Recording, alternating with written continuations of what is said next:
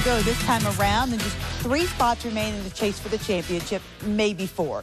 This afternoon, Kyle Larson locked up his spot in the chase. Here's a look at who has clinched a playoff appearance with 2 races to go in the regular season. Brad Keselowski is currently the 1 seed by virtue of his 4 wins this season, followed by Kyle Busch, Kevin Harvick, Carl Edwards, Denny Hamlin, Jimmie Johnson, Kurt Busch, Joey Logano, Martin Truex Jr., Larson, and Tony Stewart, who joined Larson in clinching today.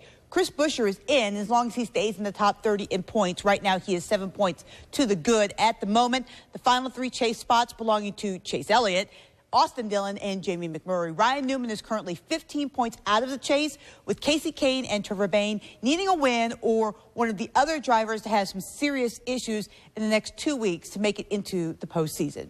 Here's a look at today's race and how Larson punched his ticket. Kyle Busch making his 300th career series start, but did not end well. Blown tire caused this spin. Busch finished 19th. Alex Bowman returned as a substitute driver for Dale Earnhardt Jr.'s number 88 car, but engine troubles thwarted his day. The 88 was 30th. In the end, 3 drivers all looking for their first win were up front on the final restart with 9 to go, and it's Larson getting the jump, pulling away from Chase Elliott and hanging on to win the Pure Michigan 400. Elliott was 2nd, Keselowski 3rd, Ryan Blaney 4th, and Kevin Harvick 5th. For Larson, finally getting to victory lane is even sweeter than he imagined.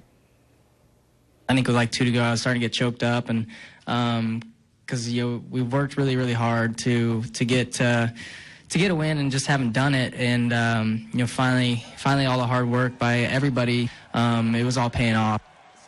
Bristol Motor Speedway is officially looking more like a football stadium than a racetrack. Here's a look at the progress today as the conversion continues ahead of the September 10th Battle at Bristol game between Tennessee and Virginia Tech. Before they start focusing on the Vols, the Hokies have a game this Saturday against Liberty at Lane Stadium.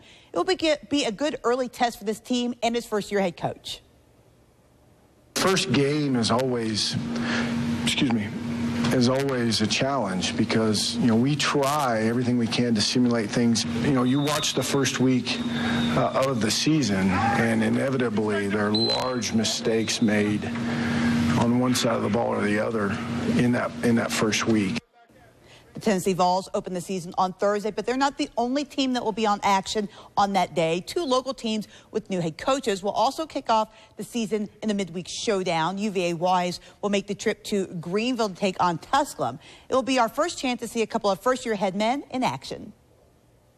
I have a great amount of respect for that staff. I know a lot of guys on that staff. They're good guys. A lot of them came from Eastern Kentucky, and I'm very familiar with those guys and the job that they do, so it'll be a challenge for us. There's no doubt that Coach Odom's going to do a great job at Tusculum, and they're in a tremendous league, being in the South Atlantic Conference there. So it'll just let us know where we are to get into the conference season.